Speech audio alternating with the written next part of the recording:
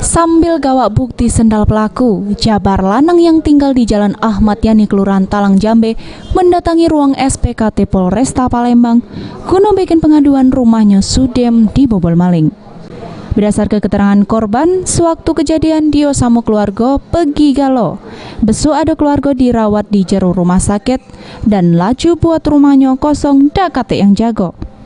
Korban dewek baru tahu kemalingan sesudem dapat kabar dari mertuanya kalau isi rumahnya seperti perhiasan di jero lemari sama barang elektronik lainnya sudem hilang di mbek maling, sehingga nyebab ke korban ngalami kerugian 30 juta rupiah.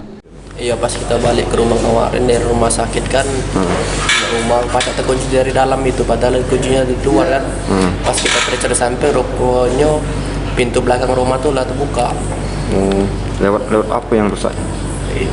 Lewat samping gitu, samping rumah. Lewat jendela apa? Lewat pintu ya. Lewat pintu belakang. Dengan adanya laporan korban ini, SPKT Polresta Palembang sudah menerima laporan korban dan masih jero penyelidikan. Abidin Riwanto, PAL TV.